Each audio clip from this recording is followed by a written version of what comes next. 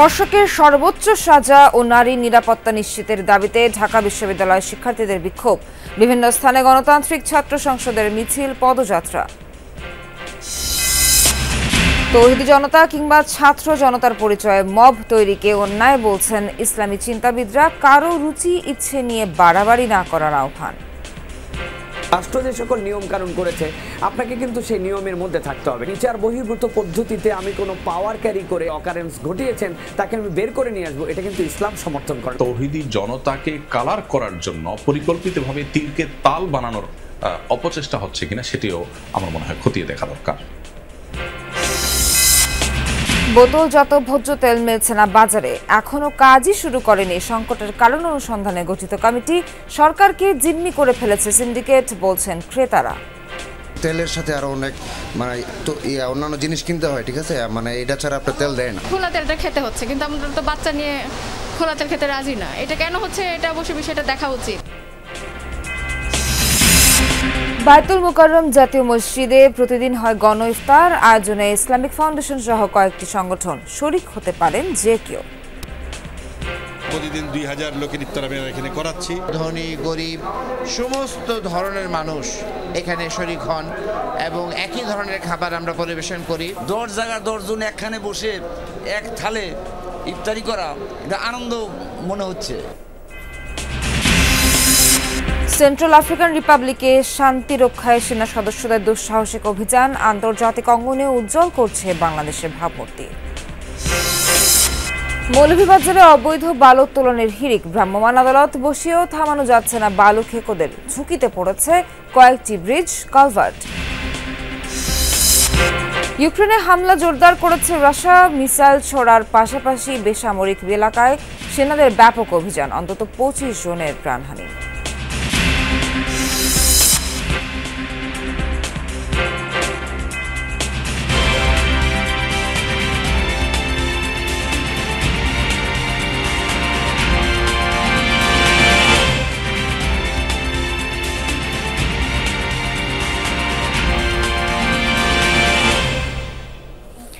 শুভ সকাল, স্বাগত সবাইকে। আমন্ত্রণ যমুনা নিউজে। এতক্ষণ শিরোনাম দেখছিলেন, পুরো খবর নিয়ে সঙ্গে আছি আমি নাবিলা সোহার।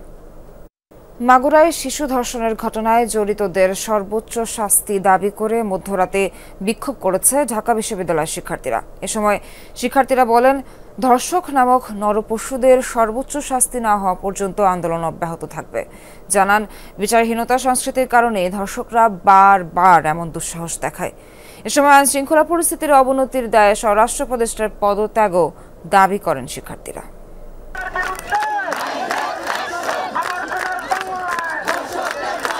মধ্যরাতে হঠাৎই উত্তপ্ত ঢাকা বিশ্ববিদ্যালয় ক্যাম্পাস। মাগুরার ছোট্ট শিশু ধর্ষণের ঘটনায় বিক্ষোভে উত্তাল ঢাকা বিশ্ববিদ্যালয়ের শিক্ষার্থীরা। দেশের বিভিন্ন স্থানে ধর্ষণ, নারী নিপীড়নে জড়িতদের দ্রুত শাস্তির দাবিতে রাত 1টা নাগাদ বিক্ষোভে নামে ঢাকা বিশ্ববিদ্যালয়ের শিক্ষার্থীরা। শুরুতে সুফিয়া কামাল হলের ছাত্রীরা বিক্ষোভ মিছিল শুরু করেন, তারপর একে একে যোগ দেন অন্যান্য হলের শিক্ষার্থীরা। পরে রাজু ভাস্কর্যের পাদদেশে অবস্থান নিয়ে বিক্ষোভ প্রদর্শন করেন সবাই। জঘন্যতম অপরাধ ধর্ষণ, আমার শরীর কাটা দিয়ে উঠে। আমি আজকে কোনো নিরাপত্তা ফিল করছি না। আমি আমার নিরাপত্তার জন্য এখানে এসেছি। আমি ধর্ষিত হতে চাই না, এজন্য আমি এসেছি। আমি আমার জন্য এসেছি, আমি আসিয়ার জন্য এসেছি, আমার পরবর্তী প্রজন্মের জন্য এসেছি, বাংলাদেশের প্রত্যেকটা ধর্ষিতার জন্য এসেছি। একটা ছোট্ট বাচ্চা, 8 বছরের বাচ্চা, ক্লাস 4-এ পড়ে বাচ্চা, ওরা সেফ না, আমরা কিভাবে সেফ? নারী শিক্ষার্থীরা বলেন, বিচারহীনতার সংস্কৃতির কারণেই ধর্ষকরা বেপরোয়া হয়ে উঠেছে। অবিলম্বে বিচারহীনতার পূর্বের সেই সংস্কৃতি বিলোপ করে দ্রুত অপরাধীদের সর্বোচ্চ শাস্তি, ফাঁসি কার্যকর করতে হবে। ধর্ষকের ফাঁসি কার্যকর করলে, এটা যদি একটা নির্মম শাস্তি দেওয়া যায়, তাহলে হচ্ছে আমি মনে করি ফার্দার কেউ আর এরকম করার চেষ্টা করবে না। এর শাস্তি যদি আমরা এখন নিশ্চিত না করতে পারি, তাহলে আমরা কত সেফ ফিল করতেছি না রাস্তায়। আইন শৃঙ্খলার অবনতি এবং স্বরাষ্ট্র উপদেষ্টার যেই দায়সারা কাজের কারণে আমরা আজকে রাস্তায় নিরাপদ না। নারী শিক্ষার্থীদের সাথে বিক্ষোভে অংশ নেন বিশ্ববিদ্যালয়ের ছাত্ররাও।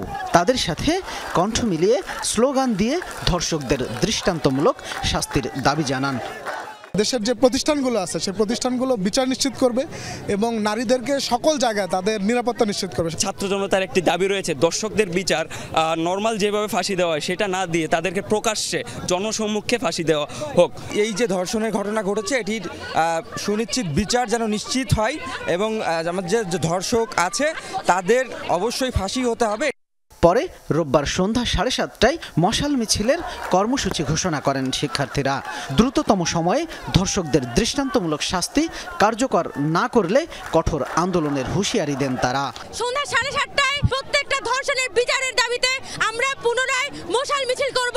শামীম রেজা, যমুনা নিউজ, ঢাকা। এর আগে সন্ধ্যায় দেশব্যাপী সংগঠিত ধর্ষণ ও বিচারহীনতার প্রতিবাদে ঢাকা বিশ্ববিদ্যালয়ে ধর্ষণ বিরোধী পদযাত্রা করে বাংলাদেশ গণতান্ত্রিক ছাত্র সংসদ। বিশ্ববিদ্যালয়ের সন্ত্রাস বিরোধী রাজু ভাস্কর্যের পাদদেশ থেকে ধর্ষণ বিরোধী পদযাত্রা শুরু হয়। ভিসি চত্বর ও বিভিন্ন স্থান প্রদক্ষিণের পর শাহবাগ ঘুরে আবার রাজু ভাস্কর্যে ফিরে সংক্ষিপ্ত সমাবেশের মাধ্যমে শেষ হয় এই পদযাত্রা। সমাবেশে গণতান্ত্রিক ছাত্র সংসদের কেন্দ্রীয় আহ্বায়ক আবু বাকের মজুমদার বলেন, জুলাইয়ের খুনি এবং এই ধর্ষকদের দৃষ্টান্তমূলক শাস্তি নিশ্চিত করতে হবে। এ সময় সংগঠনের বিভিন্ন বিশ্ববিদ্যালয়ের মুখপাত্র রাফিয়া রেহনুমা রিদি বলেন, অন্তর্বর্তী সরকারকে বিশেষ ট্রাইব্যুনাল গঠন করে ধর্ষকদের দৃষ্টান্তমূলক শাস্তি নিশ্চিত করতে হবে। দ্রুততম সময়ের মধ্যে মৃত্যুদণ্ড কার্যকর করতে হবে মাগুরার শিশুর ধর্ষককে। আইন ব্যবস্থাকে শক্ত করতে না পারি, আমার মনে হয় না এই বাংলায় আমরা কোনো স্বাধীনতা না 24 না 71 কোনো স্বাধীনতা দিয়ে এই নারীদের কোনো ধরনের স্বাধীনতা আসলে অর্জিত হবে। আমরা মনে করি আইনগত যে দুর্বলতা রয়েছে বাংলাদেশে সেটি বাংলাদেশে একটি ধর্ষক তৈরির কারখানা প্রতিষ্ঠা করেছে। এখন তো রাষ্ট্রীয় দায়িত্বে আছেন, কই বিচার, কই সে? আমরা তো সেই সংস্কৃতি থেকে বের আসতে পারিনি স্যার। আমি আজকের এই সমাবেশ থেকে আপনাকে আহ্বান করছি, যদি আপনি এই যে জুলাইয়ের খুনিদের এই দর্শকদের দৃষ্টান্তমূলক শাস্তি না দেখাতে পারেন জাতির সামনে, আপনি স্যার দয়া করে পদত্যাগ করেন। বিভিন্ন স্থানে ধর্ষণের ঘটনার বিচার দাবিতে বিক্ষোভ করেছে জাহাঙ্গীরনগর বিশ্ববিদ্যালয়ের শিক্ষার্থীরা। শনিবার মধ্যরাতে শহীদ রফিক জব্বার হল এলাকা থেকে বিক্ষোভ মিছিল বের করেন তারা। পরে ক্যাম্পাসের মূল ফটকের সামনে ঢাকা আরিচা মহাসড়ক অবরোধ করেন শিক্ষার্থীরা। দাবি জানান প্রতিটি ধর্ষণের ঘটনার দ্রুত বিচারের পাশাপাশি দেশের প্রতিটি নারী ও সকল স্তরের মানুষের নিরাপত্তা নিশ্চিতের দাবি জানানো হয়।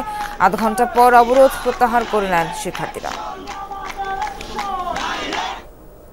দেশব্যাপী ধর্ষণের প্রতিবাদ এবং ধর্ষকের সর্বোচ্চ শাস্তি দাবিতে বিক্ষোভ করেছেন রাজশাহী বিশ্ববিদ্যালয়ের শিক্ষার্থীরাও। শনিবার সন্ধ্যায় বিশ্ববিদ্যালয়ের জোহা চত্বরে জড়ো হন তারা। পরে বিভিন্ন সড়ক ঘুরে একই স্থানে গিয়ে সংক্ষিপ্ত সমাবেশ করেন। শিক্ষার্থীরা বলেন, বিভিন্ন স্থানে ধর্ষণের ঘটনা ঘটলেও সরকার দৃষ্টান্তমূলক শাস্তির ব্যবস্থা করতে পারেনি। ধর্ষকদের মৃত্যুদণ্ড কার্যকর করতে সরকারের প্রতি আহ্বান জানান শিক্ষার্থীরা। এদিকে নারীর প্রতি নিপীড়ন বন্ধের দাবিতে যশোরে মশাল মিছিল এবং বিক্ষোভ সমাবেশ করেছে বৈষম্য বিরোধী ছাত্র আন্দোলনের নেতাকর্মীরা। ধর্ষকের সর্বোচ্চ সাজার দাবি জানান তারা। মাগুরায় 8 বছর বয়সী এক শিশুকে 3 নরপশু মিলে কিভাবে ধর্ষণ করেছে, আমরা আসছি ইন্টারিম সরকার যেন তাদের সর্বোচ্চ শাস্তির ব্যবস্থা করে।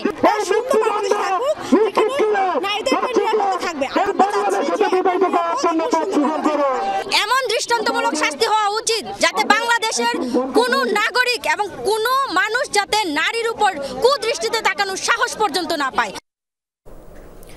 নারী হেনস্থায় অভিযুক্তের হাতে পবিত্র কোরআন শরীফ ধরিয়ে শোডাউন ইসলামের সৌন্দর্য নষ্ট করে, এমনটাই বলেছেন ইসলামী চিন্তাবিদ ও আলোচকরা। তৌহিদি জনতা কিংবা ছাত্র জনতার পরিচয়ে মব তৈরি, সীমা লঙ্ঘন ও বাড়াবাড়ি করা অন্যায়। ইসলামী চিন্তাবিদরা বলেন, কাউকে দিনের পথে ডাকারও সঠিক পন্থা আছে, কারো রুচি ইচ্ছে নিয়ে বাড়াবাড়ি করাও ইসলাম অনুমোদন করে না। তারা মনে করেন দেশের প্রচলিত আইনের প্রতি শ্রদ্ধাশীল থাকাও ঈমানি দায়িত্ব। আলামিন হক অহনের প্রতিবেদনে থাকছে বিস্তারিত। একদল লোক হঠাৎ ছাত্র জনতার নামে একজোট হয়ে কারো উপর চড়াও হচ্ছেন কিংবা মব তৈরি করে লুটপাটের ঘটনাও ঘটাচ্ছেন। সম্প্রতি এমন মব জাস্টিস বা মোরাল পুলিশিং এ তটস্থ সাধারণ মানুষ। আমি বাংলাদেশের আমজনতা। সম্প্রতি ঢাকা বিশ্ববিদ্যালয়ের এক নারী শিক্ষার্থীকে হেনস্থায় অভিযুক্ত অর্ণবকে ছাড়াতে তৌহিদি জনতার নামে মব তৈরি করে থানা পুলিশকে চাপ প্রয়োগের ঘটনাও দেখা গেছে। সারা বাংলাদেশের তৌহিদি জনতা অর্ণবের পাশে আছে। শিক্ষার্থী জনতা কিংবা তৌহিদি জনতার নামে এখন যা হচ্ছে তা বাড়াবাড়ি বলে মনে করছেন ইসলামী চিন্তাবিদরা। তারা মনে করেন শক্তি দেখিয়ে বিচারিক ব্যবস্থার বাইরে যাওয়ার সুযোগ নেই ইসলামে। আল্লাহ রাব্বুল আলামিনের নির্দেশের সাথে যদি সরাসরি সেটি সাংঘর্ষিক হয় সেক্ষেত্রে ভিন্ন কথা, কিন্তু রাষ্ট্র যে সকল নিয়ম কানুন করেছে আপনাকে কিন্তু সেই নিয়মের মধ্যে থাকতে হবে। যিনি অন্যায় করেছেন তার জন্য তিনি রায় পাবেন, কিন্তু এর মানে এই নয় যে আমি আমার শক্তি, পেশি শক্তি অথবা আমি বিচার বহির্ভূত পদ্ধতিতে আমি কোনো পাওয়ার ক্যারি করে আমি কোনো একজন যিনি সেই ক্ষেত্রে ভিকটিম বা যেই ক্ষেত্রে তিনি এই ক্ষেত্রে অকারেন্স ঘটিয়েছেন তাকে আমি বের করে নিয়ে আসবো, এটা কিন্তু ইসলাম সমর্থন করে না। তাওহীদি জনতার নামে কেউ যদি সীমা লঙ্ঘন করেন, বাড়াবাড়ি করেন, সেটা অবশ্যই অন্যায়, কিন্তু এখানে তাওহীদি জনতাকে কালার করার জন্য পরিকল্পিতভাবে তিলকে তাল বানানোর অপচেষ্টা হচ্ছে কিনা সেটিও আমার মনে হয় খতিয়ে দেখা দরকার। ঢাকা বিশ্ববিদ্যালয়ে নারী শিক্ষার্থীর পোশাক ইস্যুতে বিতর্কের পর প্রশ্ন উঠেছে কারো জীবনাচরণ কিংবা অভিরুচির বিষয়ে ইসলাম কি বলে, দিনের পথে দাওয়াতের পদ্ধতি বা কি। দাওয়াতেরও কিছু পন্থা বা স্টেপস আছে, সেগুলি মেনে করতে হবে, কিন্তু উন্মুক্ত ময়দানে কারো ত্রুটি নিয়ে মানুষের সামনে লজ্জা দেয়া এটা ইসলাম অনুমোদন দেয় না। যাকে যেভাবে দিয়ে একজন পুরুষের কাছে দাওয়াতি কাজ করবে, একজন নারীকে সেই নারীকে দিয়ে দাওয়াতি কাজ করাবেন। হ্যাঁ, ইন জেনারেল যদি বলা হয় সেখানে কেউ থাকবে না অথবা অনেক মানুষ থাকবে, তখন সেখানে কারোর নাম উল্লেখ না করে বলবেন, বরং কাউকে খাটো না করে তার সর্বোচ্চ সম্মান দিয়ে কথা বলবেন। যদি কেউ ইসলামের নামে বাড়াবাড়ি করেন বা দাওয়াতের কাজ করতে গিয়ে, ইসলাম প্রচারের কাজ করতে গিয়ে তিনি ইসলাম বহির্ভূত কোনো পদ্ধতিতে তিনি আগান, নিঃসন্দেহে সেটা সমালোচনাযোগ্য। ইসলাম একটি স্থিতিশীল এবং ভারসাম্যপূর্ণ সুশৃঙ্খল সমাজ ব্যবস্থার কথা বলে। আল্লাহ তাআলা কোরআনে কারিমে পরিষ্কারভাবে জানিয়েছেন যে ইন্নাহু লা ইউহিব্বুল ফাসাদ, তিনি বিশৃঙ্খলা বা ফাসাদ পছন্দ করেন না। ধর্ম নিয়ে ইসলামী চিন্তাবিদরা যা বলছেন তা কতটা চর্চা করছি আমরা? অতি আবেগী কিংবা অতি উৎসাহী মানুষের কারণে কি তৈরি হচ্ছে ভ্রান্ত ধারণা? একজন অভিযুক্ত জামিন পাওয়ার পর তার গলায় ফুলের মালা, মাথায় পাগড়ি, হাতে পবিত্র কোরআন শরীফ ধরিয়ে দেয়া, তাতে কি ইসলামের সৌন্দর্য নষ্ট হয় না? ইসলাম বলে যে হ্যাঁ একজন মেয়ে শালীন পোশাক পরবেন, কিন্তু এইটা বলার দায়িত্ব কার, অথবা এইটা বলে কেউ একজন কোনো মহিলাকে বিব্রত করতে পারেন কিনা, অথবা যেই ব্যক্তি এটা বলেছেন তিনি কিভাবে বলেছেন, এটা কিন্তু আমরা কিছুই জানি, সব ধোঁয়াশাচ্ছন্ন। কিন্তু তার পক্ষে যে তাকে বের করে আনার পরে তার মাথায় পাগড়ি পরিয়ে দেওয়া, তার হাতে কোরআন দিয়ে আমরা মনে করতেছি বিরাট কিছু আমরা করে ফেললাম, এটা মনে হয় ইসলামকে সৌন্দর্যমণ্ডিত করে উপস্থাপন করা নয়, এটা আমাদের ভুল বার্তা দিচ্ছে ইসলামের জন্য। ইসলাম বলে যে হ্যাঁ আল আমিন হক অহন, যমুনা নিউজ, ঢাকা। ভোজ্যতেল সংকটের কারণ জানতে গেল 2 মার্চ কমিটি গঠনের ঘোষণা আসলো, এখনো শুরু হয়নি এর কার্যক্রম। ভোক্তা অধিকারের পরিচালক ও কমিটি প্রধান জানান সোমবার সদস্যদের সাথে বৈঠক করে শুরু হবে আনুষ্ঠানিক কার্যক্রম। এদিকে চাহিদা অনুযায়ী বোতলজাত ভোজ্যতেল সংগ্রহে গলদঘর্ম হচ্ছে ক্রেতারা। অভিযোগ করেছেন সরকারকে জিম্মি করে ফেলেছে সিন্ডিকেট। প্রায় 2 মাস ধরে বাজারে চাহিদা অনুযায়ী বোতলজাত ভোজ্য তেল মিলছে না। অংশীজনদের সাথে ভোক্তা অধিকারের দফায় দফায় বৈঠক করেও বিষয়টি সুরাহা করা যায়নি। অভিযান চালিয়েও বাজারে ফেরানো যায়নি স্বস্তি। আপনার চাহিদা মতো তেল তারা দিতে পারছে না। প্রথম রোজার দিনই পাইকারি ও খুচরা বাজারে নামেন ভোক্তা অধিকারের মহাপরিচালক। সংকটের কারণ ও পরিস্থিতি উত্তরণের কর্মকৌশল নির্ধারণে ভোক্তার পরিচালক আব্দুল জলিলকে প্রধান করে কমিটি গঠনের ঘোষণা দিলেন। যদিও এই কমিটি আনুষ্ঠানিকভাবে কার্যক্রম শুরু করতে পারেনি। কমিটির প্রধান বলছেন আগামী 18 মার্চের মধ্যে প্রতিবেদন দাখিল করবেন। প্রথম মিটিং ডাকছি আগামী 10 তারিখ সকাল 11টায়। ওই মিটিং এ আমরা সকলকে নিয়ে বৈশা আমাদের যেই দায়িত্ব দেওয়া হয়েছে এই দায়িত্বটা তদন্ত করে প্রতিবেদন দিতে বলা হয়েছে। মিটিং এর ভিতরে আমরা আলোচনা করে আমরা চেষ্টা করবো 1 সপ্তাহের মধ্যে, মানে সময়ের মধ্যে দিয়ে দিতে, 18 তারিখের মধ্যে। সরকারের বেঁধে দেওয়া দামে কবে থেকে ভোজ্য তেল মিলবে তা বলতে পারছেন না খুচরা দোকানিরা। বলছেন সিন্ডিকেট মুক্ত না হলে ভোক্তা পর্যায়ে স্বস্তি ফিরবে না। আমার মতন দোকানদার দৈনিক দিয়ে 1 কার্টন, রেগুলার যে কাস্টমার আছে ওদের লাগে ম্যাক্সিমাম একটা করে নিল 10 কার্টন 15 কার্টন। তেল নিয়ে কতদিন এভাবে তাল বাহানা চলবে এটা শিওরলি আমরা বলতে পারি না। খোলা তেলটা খেতে হচ্ছে, কিন্তু আমরা তো বাচ্চা নিয়ে খোলা তেল খেতে রাজি না। এটা কেন হচ্ছে এটা অবশ্যই বিষয়টা দেখা উচিত। তেলের সাথে আরো অনেক মানে তো অন্যান্য জিনিস কিনতে হয়, ঠিক আছে, মানে এটা ছাড়া আপনার তেল দেয় না। মৌলভীবাজার ভোজ্য তেল ব্যবসায়ী সমিতির মতে ভোজ্য তেল আমদানির পথ উন্মুক্ত করে দিলে সিন্ডিকেট বেকায়দায় পড়বে। এত জনবহুল দেশে আপনার এই পরনির্ভরশীলতা, এই যে 2-3টা আপনার আমদানিকারক প্রতিষ্ঠান বলেন, গ্রুপ বলেন, তাদের উপরে ডিপেন্ডেন্ট আমরা সারা বাংলাদেশের জনগণ। পাইকারি পর্যায়ে খোলা সয়াবিন তেলের দাম কমতে শুরু করেছে, যদিও খুচরা পর্যায়ে এখনো এর সুফল আসেনি। সরকার যে নির্ধারণ করা ছিল 157 টাকা পাম অয়েল এবং অন্যান্য পাইকারি পর্যায়ে, পাইকারি থেকে খুচরা আবার একটা ব্যাপক ডিফারেন্স, 20 টাকা 30 টাকা পার লিটারে। প্রতি মাসে সয়াবিনের চাহিদা গড়ে 87,000 টন। রমজানে এই চাহিদা সামান্য বাড়লেও শুধু জানুয়ারিতে তেল আমদানি হয়েছে 1,17,000 টন। গত 10 দিনে সয়াবিন বোঝাই বেশ কয়েকটি ট্যাঙ্কার এসেছে বন্দরে। এসব ট্যাঙ্কারে এসেছে 1 লাখ টনেরও বেশি সয়াবিন। সোবহান চৌধুরী, যমুনা নিউজ, ঢাকা। মাহে রমজানে জাতীয় মসজিদ বায়তুল মোকাররমে প্রতিদিন আয়োজন হয় গণ ইফতারের। বাংলাদেশ ইসলামিক ফাউন্ডেশন, বায়তুল মোকাররম, জাতীয় মসজিদ মুসল্লি কমিটি, তাবলিগ জামাতের শুরায়ে নিজাম অনুসারী সহ আরও কয়েকটি সংগঠনের পক্ষ থেকে করা হয় ইফতারের আয়োজন। এতে শরিক হতে পারেন মসজিদে আগত যে কেউ। এমন আয়োজনে খুশি রোজাদাররা। সহকর্মী জিহাদ ইসলামের তোলা ছবিতে বিস্তারিত জানাচ্ছেন শকত মঞ্জুর শান্ত। জাতীয় মসজিদ বায়তুল মোকাররম সারা বছরই মুসল্লিদের পদচারণায় মুখর থাকলেও রমজান মাসে লাভ করে ভিন্ন মাত্রা। ওয়াক্তিয়া সাতাদের পাশাপাশি অনেকেই আসেন, মশগুল হন কোরআন তিলাওয়াত সহ নফল ইবাদতে। রোজার দিনে আসরের নামাজের পর থেকেই শুরু হয় ইফতারের প্রস্তুতি। মসজিদের 3 শেড অংশ কিংবা পূর্ব শানে আয়োজন করা হয় গণ ইফতার। বাম পাশে ইসলামিক ফাউন্ডেশনের পক্ষ থেকে করা হয় আয়োজন।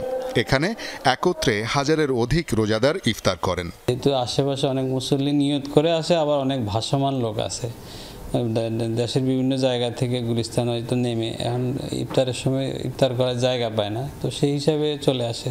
ধর্মজয় ইসলাম ফাউন্ডেশন মিলে আমরা 2500 লোকের ইফতার দিচ্ছি আর কি। আমাদের বাজেট প্রত্যেক দিন 1 লাখের মতো, তবে সেটা চাহিদা মতো আমরা বাড়াতে পারি।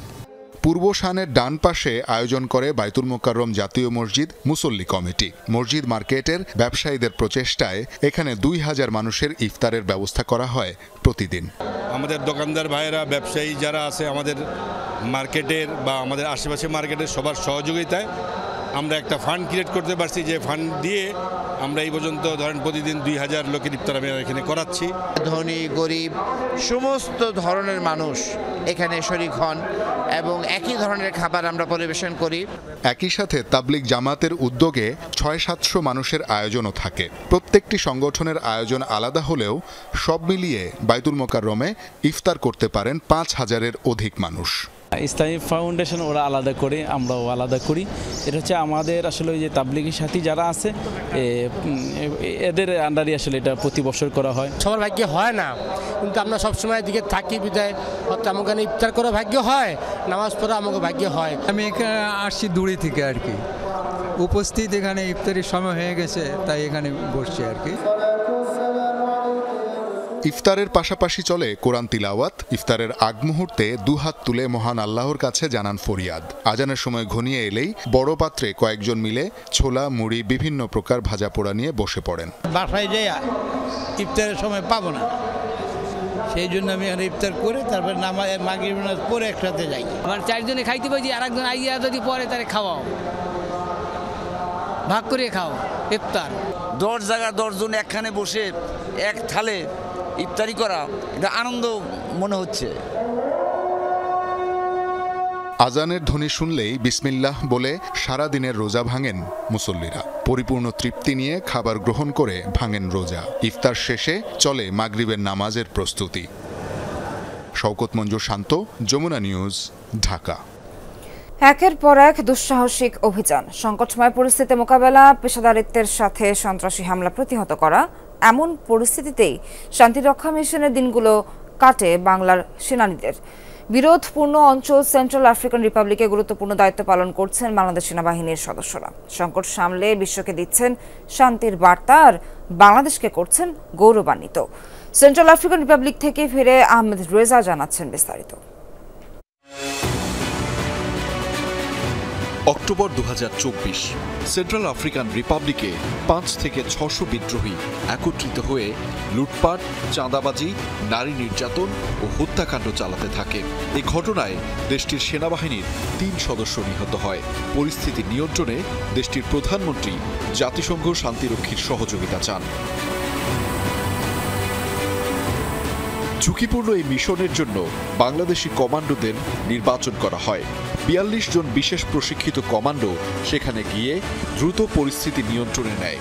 পরিকল্পিত সামরিক কৌশলে বিদ্রোহীদের শক্তি ধ্বংস করে দেয় শান্তিরক্ষী মিশনে থাকা বাংলার সেনারা, যেটি অপারেশন জাংবা নামে পরিচিত। মাত্র ৪২ জন কমান্ডো দ্বারা ৫০০ জন রেবেল গ্রুপের বিপরীতে অপারেশন করার জন্য নিউমেরিক্যাল ডিসঅ্যাডভান্টেজকে অফসেট করার উদ্দেশ্যে আমরা আমাদের সুপিরিয়র টেকনোলজি, ট্যাকটিক্স এবং ট্রেনিংকে ব্যবহার করেছি। আমাদের ডিপ্লয়মেন্টের পরে সকল ধরনের নারী ও শিশু নির্যাতন এটি একদম শূন্যের কোঠায় নেমে এসেছে। জাংবা অপারেশনে যাওয়ার পর আমরা প্রথমে টিওবি স্থাপন করি। মৃত্যু ভয়কে উপেক্ষা করে শান্তিরক্ষায় এমনই নানা বিপদসংকুল পরিস্থিতি সামাল দেন সেনা সদস্যরা। পেশাদারিত্ব ও সাহসিকতায় মৃত্যুঞ্জয়ী বেশে বাংলার লাল সবুজকে করেন আরও গৌরবান্বিত। সন্ত্রাসী কার্যক্রম প্রতিহতে তাদের অবদান প্রশংসিত হচ্ছে আন্তর্জাতিক অঙ্গনেও। আমাদের লাল সবুজ পতাকার সাথে এই নীলের কোনো অপমান না হয় এবং এর জন্য যেন আমরা আমাদের দেশ এবং জাতিকে নীল ব্যানার অর্থাৎ এই ব্লু ব্যারেটের ব্যানারে আরও উঁচুতে নিয়ে যেতে পারি, এই চ্যালেঞ্জকে মোকাবেলা করতে আমরা সবসময় উদ্গ্রীব এবং সচেষ্ট। লাল সবুজের প্রতীকটাকে ধারণ করে, বুকে ধারণ করেই কিন্তু আমরা আমাদের যে মনোবল আছে প্লাস যে আমাদের পারফরমেন্স এটাকে আমরা ফুটাই তুলছি এবং এটা প্রতিফলন কিন্তু আমরা সবসময় কিন্তু আমরা দেখাচ্ছি। সন্ত্রাসী কার্যক্রম শূন্যের কোঠায় নিয়ে আসতে সংঘাতপূর্ণ অঞ্চলে দিবারাত্রি টহল, আধুনিক প্রযুক্তি ও অস্ত্রের ব্যবহারেও বাংলাদেশ সেনাবাহিনীর আছে বিশেষ দক্ষতা। এছাড়া সেনাবাহিনীর বিশেষায়িত search and detect team IED বা ইম্প্রোভাইজড এক্সপ্লোসিভ ডিভাইস শনাক্ত ও নিষ্ক্রিয় করতে সবার আগে ছুটে যায়। পৃথিবীর অন্যান্য যে কোনো সেনাবাহিনীর মতনই কিন্তু আমরা প্রযুক্তিগত দিকে যেরকম drone warfare, anti drone warfare, ID, anti ID threat এগুলোকে কাউন্টার করার যে প্রযুক্তিগত সক্ষমতা এবং রাত্রি নাইট ভিশনের যে সক্ষমতা সেটা কিন্তু আমাদের অলরেডি রয়েছে। বর্তমানে মিনুস্কাতে বাংলাদেশের যে কন্টিনজেন্টগুলো অপারেট করছে এদের পারফরমেন্স অত্যন্ত ভালো এবং ফোর্সের পক্ষ থেকে এবং মিশনের পক্ষ থেকে এর ভূয়সী প্রশংসা করা হচ্ছে। এটার প্রমাণ আমরা বিভিন্ন যে টেস্ট, বিভিন্ন যে পরীক্ষাগুলো রয়েছে এর মাধ্যমে আমরা এটা প্রমাণ করতে পেরেছি। সংকট চ্যালেঞ্জ উতরে বাংলাকে গর্বিত করার ও বিশ্ব শান্তি বজায় রাখতে সর্বদা অকুত হয় বাংলার সেনানীরা। লাল সবুজের বাংলাদেশকে আরও বেশি গৌরবান্বিত করতে শান্তিরক্ষী মিশনে দ্যুতি ছড়াচ্ছেন বাংলার সেনারা, যেখানে চ্যালেঞ্জের পাশাপাশি রয়েছে মৃত্যু ভয়ও। তবুও সকল সংকট শঙ্কা উপেক্ষা করে বিশ্বকে শান্তির বার্তা পৌঁছে দিতে সদা প্রস্তুত বাংলার সেনারা। Ahmed Reza, Jamuna news, Bangui, Central Africa Republic. চাঁদপুরে গ্যাস লাইন লিকেজ থেকে বিস্ফোরণে একই পরিবারের ৬ জন দগ্ধ হয়েছেন। ভোররাতে শহরের কোরালিয়া রোড রুস্তম ব্যাপারী বাড়িতে এই দুর্ঘটনা ঘটে। প্রত্যক্ষদর্শীরা জানান, সেহরির রান্নার সময় হঠাৎ বিকট শব্দে বিস্ফোরণের পর ঘরে আগুন ধরে যায়। দগ্ধদের মধ্যে আব্দুর রহমান, শানু বেগম, খাদিজা আক্তার ও মুইন নামে ৪ জনের অবস্থা আশঙ্কাজনক। তাদের ঢাকায় জাতীয় বার্ন ইনস্টিটিউটে স্থানান্তর করা হয়েছে। চাঁদপুর জেনারেল হাসপাতালে চিকিৎসাধীন রয়েছেন ইমাম হোসেন ও দিবা আক্তার। এ বিষয়ে আরও জানাতে চাঁদপুর থেকে যুক্ত হচ্ছেন সহকর্মী কাদের পলাশ। ঘটনাস্থলে আছেন তিনি, একটু পলাশের কাছে যেতে চাই। পলাশ, দুর্ঘটনার কারণ ও আহতদের বিষয়ে বিস্তারিত একটু জানতে চাই। বিস্ফোরণের পর বাড়ির কি অবস্থা, কি চিত্র দেখছেন একটু জানাবেন আমাদের। সোহার, এই ভবনটি অর্থাৎ আমি আছি চাঁদপুর শহরের কোরালিয়া রোডে। এখানে যে ভবনটিতে আগুনের ঘটনা ঘটেছে, মূলত এই ভবনটি ৬ তলা ভবন। এখানে প্রায় ১২ থেকে ১৩টি পরিবার থাকছে। ৩ তলায় হচ্ছে বাড়ির মালিক থাকে, ৪ তলায় হচ্ছে ঠিক উত্তর পাশের পাটটিতেই এই অগ্নিকাণ্ডের ঘটনাটা ঘটছে। মূলত ভোর রাতে যখন সেহারি খাওয়ার জন্য উঠেছেন, তারা খাবার গরম করতে গিয়ে হচ্ছে যখন আগুন দিতে গেলেন তখনই এই বিস্ফোরণটা ঘটে। তো এই রুমটার মধ্যেই হচ্ছে, অর্থাৎ এই ঘাটের মধ্যে হচ্ছে কিচেনের দুই পাশে 2টা রুম হয়েছে। আর একটু দূরে মানে পাশেই আরেকটা রুম, ডাইনিং এর পরে আরেকটা রুম, সেই রুমটাতে যারা ছিলেন তারা কিন্তু আহত হয়নি। তার মানে হচ্ছে আমি এখানে যারা প্রতিবেশী আছেন বা পাশের ফ্ল্যাটে যারা ছিলেন তারা যখন চিৎকার এবং বিকট শব্দ যখন হলো তখন তারা আসলো, আসার পরে হচ্ছে এটিকে উদ্ধার করলো এবং ততক্ষণে তারা নিজেরাই চেষ্টা করে আগুন কিন্তু নিয়ন্ত্রণ এনেছে। এখানে কিন্তু কোনো ফায়ার সার্ভিস বা অন্য কেউ কিন্তু আসেনি, অর্থাৎ এই ফ্ল্যাটের মানুষরাই কিন্তু তাদেরকে এই আগুনের যে ভয়াবহতা সেটা থেকে রক্ষা করতে পেরেছে। এবং একটা কথা, যদি সিলিন্ডার গ্যাস হতো তাহলে কিন্তু এই ভয়াবহতা যে কত মারাত্মক হতে পারতো সেটা কল্পনা করা যায় না। কিন্তু শুধুমাত্র লাইনের গ্যাস হওয়ার কারণেই কিছুটা নিয়ন্ত্রণ আছে। তবে যারা আহত আছেন আমরা জেনেছি যে 4 জনকে ঢাকায় রেফার করা হয়েছে। তাদের অবস্থা খুবই খারাপ বলা চলে, কারণ শরীরে অনেকখানি অংশই কিন্তু পুড়ে গেছে। আর যে দুজন তাদের অবস্থা মোটামুটি ভালো, যে কারণে তাদেরকে চাঁদপুরে চিকিৎসা দেওয়া হচ্ছে। তো আমরা এখানে যারা বাড়ির প্রতিবেশী যারা আছেন তারা বলছিলেন যে আসলে যদি এই ভয়াবহতা কিন্তু আরও বাড়তে পারত, কিন্তু পাশের রুমে যারা ছিলেন তাদের চেষ্টাতেই কিন্তু আগুন কিছুটা নিয়ন্ত্রণে এসেছে। সবশেষ প্রতিবেশীরা এসে সম্পূর্ণ আগুন নিয়ন্ত্রণে আনতে সক্ষম হয়। সোহার, পলাশ, ধন্যবাদ আপনাকে।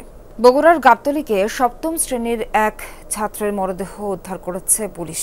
আটক করা হয়েছে একজনকে। স্বজনদের ভাষ্য, শনিবার ইফতারের পর সিফাতকে ডেকে নিয়ে যায় কে বা কারা। এরপর বাসায় না ফেরায় খোঁজাখুঁজি শুরু করেন তারা। বাড়ির পাশের একটি মাঠে অচেতন অবস্থায় সিফাতকে পাওয়া যায়। হাসপাতালে নেওয়ার পর চিকিৎসক মৃত ঘোষণা করেন শিশুটিকে। ঘটনাস্থল থেকে ইমরান নামে একজনকে আটকের পর গণধোলাই দিয়ে পুলিশে সোপর্দ করা হয়। হত্যার মোটিভ জানার চেষ্টা করছে পুলিশ। আমি দৌড়ে যায় দেখি আমার ভাই আর কথা হয় না। আমার ভাই কাম কাজ করে দিতে আমি করছি সরকার থেকে আসি। সরকার যায় আদুর সাথে দেখা আছে, আদু ডাকে লেগে যায় এই কামটা করলো। লাশের সুরতাল করা হয়েছে এবং যে তথ্যগুলোই পাওয়া যাচ্ছে আমরা তদন্তের সাথে সেগুলোকে যাচাই বাছাই করতেছি। আশা করি খুব শীঘ্রই আমরা এই হত্যাকাণ্ডের রহস্য উদ্ঘাটন করতে পারবো। গাজীপুরের শ্রীপুরে শিশু ধর্ষণ ও যৌন নিপীড়ন চেষ্টার অভিযোগে দুজনকে গ্রেফতার করেছে পুলিশ। শনিবার সকালে বর্মি ইউনিয়নের দরগা চালা এলাকায় এক শিশুকে নির্জন স্থানে নিয়ে ধর্ষণ ও নিপীড়নের ভিডিও ধারণের অভিযোগ ওঠে আরমান নামে এক যুবকের বিরুদ্ধে। পরে গত রাতে তাকে আটক করেছে পুলিশ। অপরদিকে মাওনা এলাকায় মাদ্রাসার শিশু শিক্ষার্থীকে যৌন নিপীড়নের চেষ্টার অভিযোগে ওঠে প্রতিষ্ঠানটির শিক্ষক মালিকের বিরুদ্ধে। তাকে গণধোলাই দিয়ে পুলিশে দিয়েছে স্থানীয় জনতা। নরসিংদীতে শিশুকে যৌন হয়রানির অভিযোগে একটি মাদ্রাসার নিরাপত্তা প্রহরীকে গণপিটুনি দিয়েছে এলাকাবাসী। শনিবার রাতে শহরতলির গাবতলী এলাকায় ঘটনা ঘটে। পুলিশ জানায় ভুক্তভোগী শিশুটি ওই মাদ্রাসার শিক্ষার্থী। গতকাল সন্ধ্যায় শিক্ষককে যৌন হয়রানির অভিযোগ জানায় সে। এর পরপরই ঘটনাটি জানাজানি হলে ক্ষুব্ধ হয় এলাকাবাসী। তারা মাদ্রাসা ঘেরাও করে। পুলিশের ওপরও চড়াও হয় উত্তেজিত জনতা। এ সময় অভিযুক্ত নিরাপত্তা প্রহরী সাইফুল ইসলামকে গণপিটুনি দেওয়া হয়। পরে যৌথ বাহিনী গিয়ে তাদের উদ্ধার করে। মৌলভীবাজারে নদ নদী সহ বিভিন্ন ছড়ায় অবৈধভাবে বালু উত্তোলনের হিড়িক পড়েছে। এতে ঝুঁকিতে পড়েছে কয়েকটি ব্রিজ ও কালভার্ট। বাড়ছে নদী ভাঙন। ভ্রাম্যমাণ আদালত অভিযান চালালেও থামানো যাচ্ছে না বালু খেকোদের। আইন অনুযায়ী সেতু কালভার্ট সহ গুরুত্বপূর্ণ স্থাপনার 1 কিলোমিটারের মধ্যে বালু উত্তোলন নিষিদ্ধ। তবে মৌলভীবাজারের এই চিত্র দেখে তা বোঝার উপায় নেই। সদর ও কুলৌড়ায় মনু নদের গুরুত্বপূর্ণ কয়েকটি সেতুর কাছ থেকে এভাবেই তোলা হচ্ছে বালু। একই চিত্র ধলাইসহ বিভিন্ন বালু কোয়ারি ও ছড়াতেও। এতে ঝুঁকির মুখে পড়েছে ব্রিজ ও কালভার্ট। বেড়েছে নদী ভাঙনের তীব্রতা। হুমকিতে বাড়িঘর সহ ফসলি জমি। তারা ব্রিজের নিকটতম এলাকা থেকে তারা বালু উত্তোলন করে, ফলে ব্রিজ আসলে ঝুঁকির মুখে। অনিয়মিত বালু উত্তোলনের কারণে নদী ভাঙন বা বিভিন্ন কালভার্ট ভাঙন এগুলো দেখা দিয়েছে। ইউনো বরাবর এবং ডিসি বরাবর আমরা স্মারকলিপি দিব কিছুদিনের মধ্যে। এভাবে দিনের পর দিন প্রকাশ্যেই চলছে সব। এতে ক্ষুব্ধ পরিবেশবাদীরা। বালু খেকোদের বিরুদ্ধে ব্যবস্থা নেয়ার দাবি জানিয়েছেন তারা। ভূমিধস হচ্ছে, গাছপালা উপড়ে পড়ছে। দেখা যায় মাঝে মাঝে যে কারো হয়তো কৃষি জমি আছে আশেপাশে, ছড়ার আশেপাশে, সেই কৃষি জমিগুলো ধসে নিচে নেমে যাচ্ছে। কারো ঘর বাড়ি নিচে নেমে যাচ্ছে, তারা বাড়িঘর ছেড়ে শহরে আশ্রয় নিচ্ছে। প্রশাসনের দাবি, অবৈধভাবে বালু উত্তোলন বন্ধে নিয়মিত অভিযান চলছে। জড়িতদের বিরুদ্ধেও নেওয়া হচ্ছে ব্যবস্থা। 20টি মোবাইল কোর্ট এ সময় করা হয়েছে। 24টি মামলায় প্রায় 15 লক্ষ টাকা জরিমানা এবং 7 জনকে কারাদণ্ড প্রদান করা হয়েছে। এবং একই সময় পরিবেশ আইনে 18টি মামলা এবং প্রায় 13,55,000 টাকা জরিমানা করা হয়েছে। একটি কারাদণ্ড প্রদান করা হয়েছে। প্রশাসনের তথ্য অনুযায়ী মৌলভীবাজারে 40টি বালুমহলের মধ্যে এখন পর্যন্ত অর্ধেকের বেশি ইজারা দেয়া হয়েছে। আর 52টি সিলিকা বালু কোয়ারির অধিকাংশই আইনি জটিলতায় 2018 সাল থেকে ইজারা দেয়া বন্ধ রয়েছে। ওবায়দুর রহমান, যমুনা নিউজ। চাষি ও ব্যবসায়ীদের সুবিধার্থে 41 কোটি টাকা ব্যয়ে নির্মাণ করা হয়েছিল 3টি মার্কেট। অথচ নির্মাণের কয়েক বছর পরও সেখানে নেই কোনো ক্রেতা বিক্রেতার পদচারণা। অপরিকল্পিত স্থানে নির্মাণ, যাতায়াতে অসুবিধা সহ প্রভাবশালীদের ষড়যন্ত্রের কারণে যশোরের সেই স্থাপনাগুলো পড়ে আছে অব্যবহৃত অবস্থায়। সড়কের দুই পাশে শোভা পাচ্ছে নানা রঙের ফুল, সারিবদ্ধভাবে চলছে বেচাকেনা। ক্রেতা বিক্রেতাদের হাকডাকের মধ্যে দিয়েই চলাচল করছে দ্রুত গতির যানবাহন। যশোর বেনাপোল মহাসড়কের গদখালি বাজারে এমন দৃশ্য হরহামেশে দেখা যায়। দিনের পর দিন ঝুঁকি নিয়েই সড়কে ফুল ক্রয় বিক্রয় করছেন চাষি ও ব্যাপারীরা। অথচ মাত্র ৩ কিলোমিটার দূরে পানিসারায় ফুল ব্যবসায়ীদের জন্য ১ একর জমির উপর ২.৫ কোটি টাকা ব্যয়ে নির্মাণ করা হয় বাংলাদেশ আমেরিকা সৌহার্দ্য ফুল বিপণন কেন্দ্র। এছাড়া গদখালি বাজারের পাশেই ১,৭,০০,০০০ টাকা ব্যয়ে নির্মাণ করা হয় ফুল বিপণন অ্যাসেম্বল সেন্টার। কিন্তু বিপুল অঙ্কের দুটি মার্কেটের কোনোটিতেই যান না ফুল চাষি ও ব্যবসায়ীরা। অপরিকল্পিতভাবে করা হয়ে গেছে, কারণ এটা মাঠের ভিতরে, যার কোনো রাস্তা নেই। রাস্তা আছে কিন্তু সেইভাবে যাওয়ার কোনো ইয়ে নেই, অনেক ভিতরে। চালু না হতে আমাদের এলাকা থেকে যে গ্যালাডোলাক্সের ব্যাপক যেটা সরবরাহ ছিল সেটা একেবারে ন্যূনতম পর্যায়ে এসে পৌঁছেছে। বিষয়টা হচ্ছে এটা কৃষকদের জন্য বানানো হয়েছে, তা আপনার উৎপাদন হয়েছিল, কিন্তু এখনো কোনো কৃষক এই জায়গায় ফুল সেভাবে নিয়ে আসে না। 2 থেকে 5 দিন পরে আর ওইটা চালু হয়নি। আর এখানে একটা মার্কেট আছে পানিসারায়, আর রাস্তার উপরে আপনার স্ট্যান্ড থেকে আপনার ওই তেলপাম্প পর্যন্ত রাস্তার পাশে দাঁড়ায় ফুল বিক্রি করতে হয়। ঠিক একইভাবে যশোর শহরের চাচড়া এলাকায় ৮০ শতক জমির উপর প্রায় ১৭ কোটি টাকা ব্যয়ে তৈরি করা হয় আধুনিক মাছের পোনা বিক্রয় কেন্দ্র। সকল সুযোগ সুবিধা থাকার পরও ৬ বছরেও সেখানে জায়গা বরাদ্দ নিতে আগ্রহ নেই বিক্রেতাদের। সাইডে পুকুর লাগে, হাপা লাগে, বিভিন্ন রকমের মাছ থাকে। আর ও তো শুধু হাউসই তো শুধু ব্যবসা হবে না। প্রকৃত ব্যবসায়ী সব এই বাবলাতলায়, এখানে না করে ওই পাশে করার কারণে ওইটা আর চালু হচ্ছে না, ওখানে তো ব্যবসায়ী নাই। পুকুর এখানে লিজ নিয়ে আমরা এই পুকুর হাপা থুয়ে তো আমরা ওখানে যাই বেচাকেনা করতে পারবো না। সংশ্লিষ্টরা বলছেন চাষিদের মতামত উপেক্ষা করে অপরিকল্পিত স্থানে নির্মাণ করা হয়েছে মার্কেটগুলো। সেই সাথে প্রশাসনের অসহযোগিতা এবং প্রভাবশালীদের বাধায় নতুন মার্কেটগুলো সচল করা সম্ভব হয়নি। দ্রুতই সমস্যা সমাধানের আশ্বাস দিলেন জেলা প্রশাসক। এই মার্কেটগুলো চালু করার ক্ষেত্রে বিশেষ করে আমাদের গদখালির যে মার্কেট এবং পানিসারা মার্কেট ইতিমধ্যে চালু হয়নি। বারবার উদ্যোগ গ্রহণ করা সত্ত্বেও স্থানীয় প্রশাসন সহযোগিতা করেনি। জায়গা সংকটের কারণের জন্য শহরের ভিতরে অপরিকল্পিতভাবে এই সেল সেন্টারটা তৈরি হয়েছে, যার কারণের জন্য আমরা এই জায়গায় ব্যবসা করতে পারছি না। ফিজিবল হয় চালু করার মতো এবং চাষি বা ব্যবসায়ীদের যদি উপকৃত হয় তাহলে আমরা সেভাবে ব্যবস্থা নিব। আর যদি সেটা বা ওইটার কোনো উন্নত কোনো কাজ করার প্রয়োজন হয় তাহলে সেখানেও আমরা সেটা ব্যবস্থা নেব। বাংলাদেশ যুক্তরাষ্ট্রের যৌথ উদ্যোগে ৪১ কোটি টাকা ব্যয়ে মার্কেট ৩টি নির্মাণ করা হয়েছিল। রাহিম সারোয়ার, যমুনা নিউজ। ঈদ সামনে রেখে ব্যস্ততা বেড়েছে সিরাজগঞ্জের তাঁতপল্লীতে। দিন রাত এক করে চলছে কাপড় বুননের কাজ। নানা রঙে আর সাজে তৈরি হচ্ছে বাহারি সব শাড়ি, লুঙ্গি, গামছা। এবার ভারতীয় পোশাকের আধিক্য না থাকায় দেশীয় পোশাকের চাহিদা বাড়বে বলে আশা তাঁত মালিকদের। তাঁতের খটখট শব্দে মুখর তাঁতপল্লী। পুরো এলাকা জুড়ে শুধুই মাকু আর সানার ঠোকাঠুকির শব্দ। তাঁতির হাত ও পায়ের ছন্দে তৈরি হচ্ছে বর্ণিল সব শাড়ি, লুঙ্গি আর গামছা। ঈদ উল ফিতরকে সামনে রেখে ব্যস্ততা বেড়েছে সিরাজগঞ্জের তাঁতপল্লীতে। এবছর সুতি, সিল্ক, তন্দু সহ বিভিন্ন রকমের জামদানি এবং প্রিন্ট সিল্ক শাড়ির বেশ চাহিদা রয়েছে বাজারে। এছাড়া ভারতীয় শাড়ি কম থাকায় ঈদে দেশীয় শাড়ির চাহিদার সাথে সাথে উৎপাদনও বেড়েছে। তবে তাঁত মালিকরা বলছেন শ্রমিক সংকটের কারণে কিছুটা বেগ পোহাতে হচ্ছে তাদের। আমাদের শাড়ির চাহিদা আবার অনেক ভালো, কারণ হলো আমাদের সুতি শাড়ি আমরা ভারতের তুলনায় অনেক ভালো শাড়ি তৈরি করতে পারি, এটা আমাদের কিন্তু গর্ব। কাপড়ের চাহিদা আছে, মনে হয় যে শ্রমিক সংকট, জিনিসপাতির দাম বেশি, সুতার দাম বেশি, রঙের দাম বেশি, জরির দাম বেশি, সব কিছুর দাম বেশি। সেই ক্ষেত্রে আমাদের কাপড়ের দাম বাড়ে নাই। শ্রমিক সংকটের কারণে আমরা এগুলা প্রোডাকশন করতে পারতেছি না। মার্কেটে চাহিদা আছে, শ্রমিকরা কাজ করতে চাচ্ছে না, এটা শেখেও না, তারা রিক্সা, ভ্যান, অটো এগুলা চালায়। তবে শ্রমিকদের দাবি, বাজারে সবকিছুর মূল্য বৃদ্ধি হলেও তাদের মজুরি বাড়ানো হয়নি। তাই বাধ্য হয়েই পেশা পরিবর্তন করছেন অনেকে। আগেও হাতে বুনাইছি, এখনো হাতেই বুনাই। আগেও যে মজুরি আছিল, এখন ওই মজুরি। আগের মজুরি আছিল 300 350 টাকা মজুরি আছিল, এখন মজুরি 220 টাকা দেয়। তাহলে এখন আমাদের এই মেশিন চালায় কাজ করে আমাদের মানে সংসার চলে না, চালানো কষ্ট হয়। এখন একটা শ্রমিক, তাঁত শ্রমিক একা ইনকাম করে সংসার চালাইতে পারে না। তাঁত পণ্যের উৎপাদন ব্যয় কমাতে রং, সুতাসহ উপকরণের বাজার নিয়ন্ত্রণে কাজ করছে জেলা চেম্বার অব কমার্স। এছাড়া বিভিন্ন হাটে ব্যবসায়ীদের বেচাকেনার সুবিধার্থে নেওয়া হচ্ছে নানামুখী পদক্ষেপ।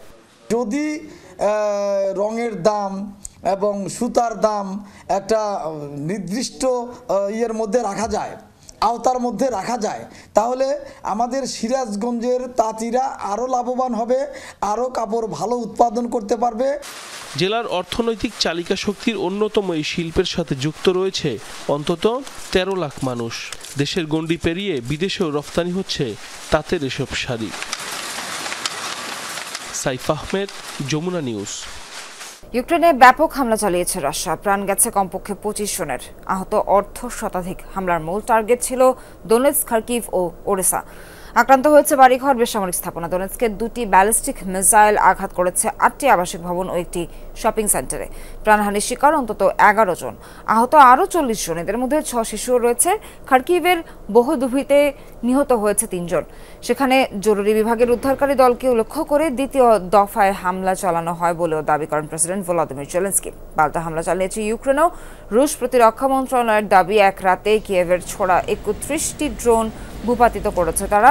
সম্প্রতি যুক্তরাষ্ট্র ইউক্রেনে গোয়েন্দা তথ্য ও সামরিক সহায়তা বন্ধ করায় ব্যাপক চাপে রয়েছে কিয়েভ। সিরিয়ার ক্ষমতাচ্যুত প্রেসিডেন্ট বাশার আল আসাদকে ফিরিয়ে আনাই কি আলাউতি সম্প্রদায়ের উদ্দেশ্য? আসাদ অনুসারী গোষ্ঠীটির সাথে সামরিক বাহিনীর নতুন সংঘাতকে ঘিরে আলোচনায় এই প্রশ্ন।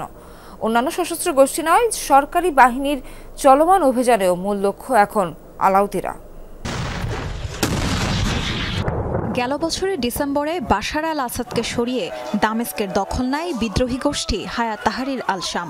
এর মাঝে গেল বৃহস্পতিবার সরকারি বাহিনীর ওপর ভয়ানক হামলা চালিয়েছে আসাদপন্থী সশস্ত্র গোষ্ঠী, যারা সংখ্যালঘু আলাউতি সম্প্রদায়ের।